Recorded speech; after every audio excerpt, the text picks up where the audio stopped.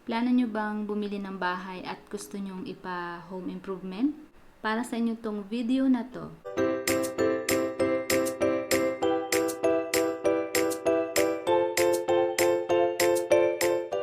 Hi guys! Welcome to my channel. My name is Jean and I talk about cleaning, cooking, and organizing. But sometimes, gumagawa din po ako ng vlogs. And for today, may bago tayong video guys. Pag-usapan natin yung pagpapa-home improvement ng bahay. Plano nyo bang bumili ng bahay, pero gusto nyong ipa-home improvement? Pero katulad ko kayo na medyo nahihirapan kung ano ba yung gagawin and kung ano ba yung gusto nyong design. Tapos, hindi nyo alam rin kung ano yung mas mga ipa-priority nyo. So, panoorin nyo to guys, video na to para magkaroon kayo ng idea and bibigyan ko kayo ng konting tips para mabawasan yung pag-iisip ninyo.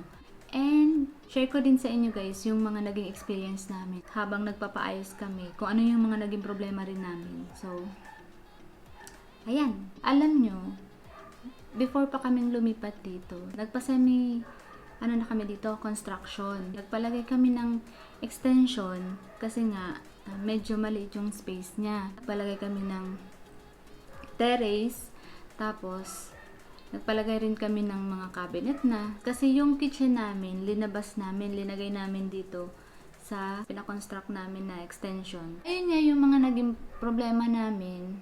Nung lumipat na kami dito after 1 year, nagpa-renovate na kaagad kami kahit na hindi pa naman siya masyadong luma. Kasi yung goal talaga namin is gawin to na parang condo style yung gagawin namin. Pero yung mga naging problema ko, sunod-sunod guys, kasi hindi naman ako yung tipong tao na magaling sa mga sa pagde-design sa loob ng bahay, yung pagde-decorate ng bahay. So ayun, hanggang sa 3 beses na kaming nagpa-renovate ng bahay na sunod-sunod. So, hindi naman siya yung laging ulit-ulit. So, minsan, una yung baba, tapos pangalawa yung taas, yung bedroom namin. Pangatlo na naman, dito na naman sa baba. Kasi nga, hindi namin alam, lalo na ako, hindi ko alam kung ano ba yung talagang gusto kong mangyari dito sa loob ng bahay.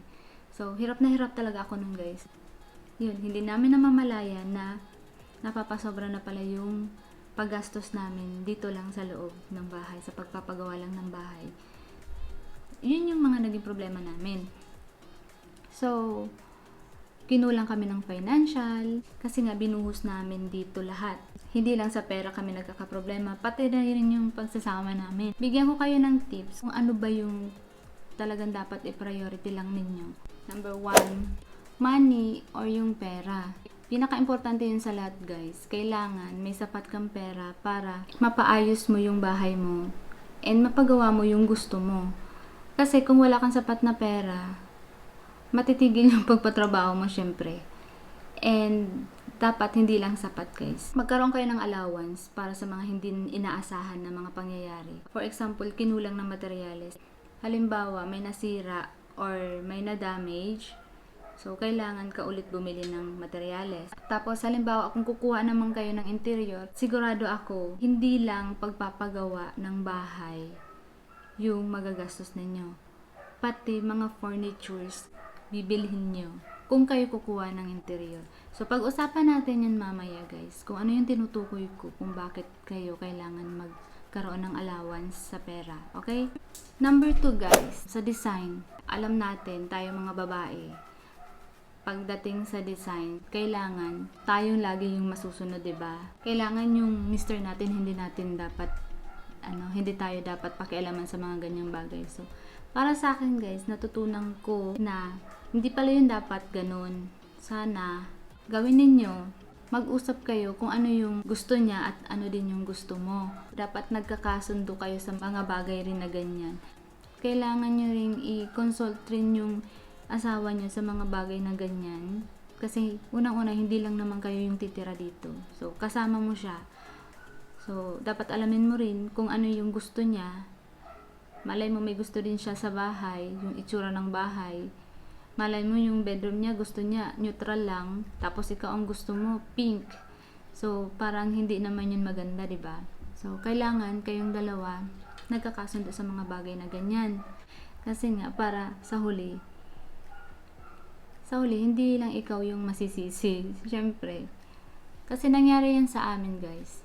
So, ang gusto ko, ako lang yung laging nasusunod dito sa bahay. Lalo na nung nagpapaayos kami. Ako, aminado ako na hindi ako masyadong marunong sa mga ganyan. Kaya yung tendency noon, papalit-palit, pabago-bago yung nagiging desisyon ko. Kaya siguro paulit-ulit din yung pagpaparenovate namin. Then, yung sisi, nasa akin. At isa pa guys, sa design ng bahay, kailangan kayo yung masunod. Hindi yung gagawa ng bahay. Kasi may mga instances kasi na ganyan. Halimbawa na habang nagtatrabaho yung mga workers, wala kayo. So, iba na pala yung ginagawa. So, hindi nyo yun makikita. So, yung magiging output nun, iba dun sa gusto mo. So, kailangan guys, habang nagtatrabaho yung mga workers nyo, kailangan nandun din kayo, titingnan ninyo kasi para sa mga tanong nila at mga kailangan pa nila. Yung pangatlo, yung contractor o yung gagawa nga ng bahay ninyo. Sa pagkuha guys ng mga workers, so, kailangan piliin nyo yung mga gagawa ng bahay nyo na dapat well-trained silang lahat. Kasi, for example, nakakuha kayo ng mura nga, pero yung magiging output naman nung trabaho nila, sa huli, hindi nyo nagustuhan kasi mali-mali or sira-sira, ganyan. So, sayang lang nung pera, papaulit nyo lang yun. Kailangan, yung makuha ninyong workers, alam nila yung ginagawa nila. Example ko guys, yung aming terrace. Last year lang namin siya pinagawa, pero nakadalawang beses na kaming paayos. Kasi nga, yung nakuha namin, na gagawa, kala namin marunong, yun pala hindi. Kasi, yung plano talaga namin nun, yung sahig, hindi na namin ipapabago. Kasi nga, yung tiles, bago pa naman. Hindi pa siya masyadong matagal. Tapos, yung papagawa lang talaga namin, gate and yung wall lang. Magpapatiles din kami ng wall. Tapos, yung nangyari, yung mga workers, kahit pala pag-cut ng tiles, hindi nila alam yung kung paano. And, masyado silang madumi magtrabaho. O, yung mga semento. Hindi nila dinilinis habang nagtatiling. So, kaya yung nangyari, natuyo siya and tumigas na yung mga semento sa mga tiles. Ang pangit tingnan. Tapos yung pakakat ng tiles, parang mga sigsag-sigsag. So, madumi. Tapos, hindi siya magandang tingnan sa malayo. At yung pinaka naging problema pa, yung sahig namin na dapat hindi namin ipapagawa, pinagawa namin. Pero, sa iba na. So, kakahanap namin ng mura, mas napamahal kami guys kasi naging doble pa yung mga materials na binili namin, doble pa yung labor namin. So, ayun. Kaya, sa pagpipili ng mga workers guys, maging maingat kayo. Pang-apat guys, yung space or yung space ng bahay ninyo. Kung maliit lang naman yung bahay ninyo guys, siguro, advice ko sa inyo, huwag kayong bibili ng mga furnitures or magpapalagay ng mga cabinets na mas malaki pa sa bahay ninyo. For example, yung sofa, kailangan, kung dalawa lang naman kayo, 2 to 3 seaters lang. Yung dining nyo, pang 2 to 4 seaters lang din. Kapag ganun kasi guys, magmumukha siyang crowded tingnan sa loob ng bahay. Kung ganun yung gagawin ninyo. Yung na-experience kasi namin noon, bago kami lumipat dito, nag-rent muna kami. So, yung renentahan namin, medyo malaki. Kaya nung kinasal kami, bumili kami ng mga furnitures na fix din doon sa tinirhan namin dati. So, kaya nung lipat na kami dito, nung dinala namin dito yung furnitures na yun, hindi siya bumagay. Kaya, ang ginawa namin noon, binigay na lang namin sa relatives namin. Mabuti na lang, meron kami napagbigyan. Kasi, kung wala kayong mapagbibigyan, sayang guys. Pwede nyo naman siyang ibenta, pero sayang, 'di ba? Kasi kung bago pa naman, hindi nyo mapapakinabangan kapag lumipat na kayo sa bahay ninyo. Tapos yung nangyari sa amin nga, lumipat kami, malaki yung sofa namin, yung pa L-shape pa. Tapos halos kalahati na ng living room namin yung size niya. Tapos bumili pa kami ng ng center table. Wala nang space. Parang na lang yung paglakad namin dito. Nag-iikot-ikot na lang kami. Tapos yung dining din namin, pang 6-seaters yun. So, pahaba. Parang wala na talaga. Then, nung kumuha kami ng interior designer, guys, pinaalis lang yun sa amin. Kasi nga, una-una, hindi siya bumagay sa loob ng bahay. Saka isa pa pala, guys, kung kayo bibili ng furnitures, dapat neutral colors. Okay? Para bumagay siya. Kung ano man yung color ng wall nyo, babagay sa lahat. So, yun yung mga natutunan ko noon sa pagpapaano. Medyo natututo na rin ako ngayon, guys, sa mga bagay na ganyan. Kasi nga, may mga nakikita na ako at natutunan ko dun sa interior decorator namin kung paano pumili ng mga bagay na babagay sa bahay mo. At yung panglima, guys, yung pinakahuli sa lahat, yung interior designer or yung interior decorator. Dito, guys, hindi ko to ina-advise sa lahat kasi nga hindi naman lahat afford na kumuha ng ganito at parang hindi naman kasi siya advisable sa lahat na kukuha ka pa ng ganyan. Kasi nga, additional expenses pa yan kapag nagpapaayos ka ng bahay. Pero kung katulad ko nga kayo, guys, na mahina sa mga bagay na ganyan, sa pag-design ng bahay, hindi ko din alam kung ano yung mga kailangan ko lang i-priority ilalagay sa bahay. Mga wall decors, mga ganyan, kung ano ba yung mga color ng sofa na dapat. So, hindi ko alam yun. Kaya, nahirapan ako nung time na yun, guys. Kaya, nag-decide kami na kumuha na lang ng interior decorator. Kaysa naman, paulit-ulit yung paparenovate namin ng bahay. Kasi nga, hindi namin makuha-kuha kung ano ba talaga yung gusto naming mangyari. Kasi, mas napadali yung trabaho and mas nakuha nila yung gusto kong mangyari. Pero, hindi ko naman to ina-advise sa lahat. Kung kayo may sapat na, na pera, tapos afford yung kumuha ng interior decorator, then go. Kasi kung gusto niya naman kasi talaga na maganda yung maging result ng pagpapaayos niya ng bahay, then hindi ko kayo pipigilin na kumuha kasi okay naman talaga siya. Magastos nga lang, pero makukuha mo yung gusto mong mangyari sa bahay mo. So, yun nga, guys. Sasabihin ko sa inyo, guys, yung trabaho ng interior decorator.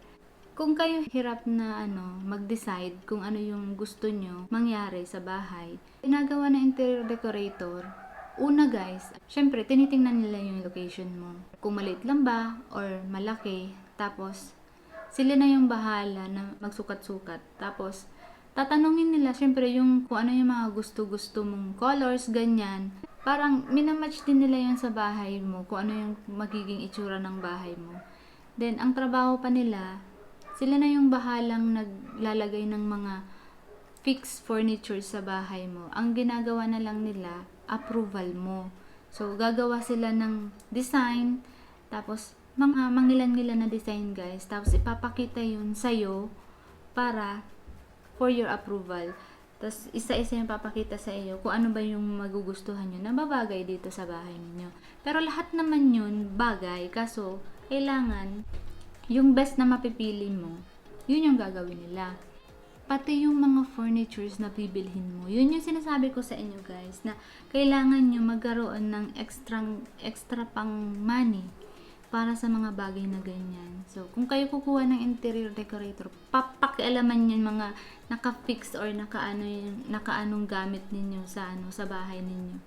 For example, yung aming sofa noon nga, pinaalis nila kasi nga una, hindi bagay.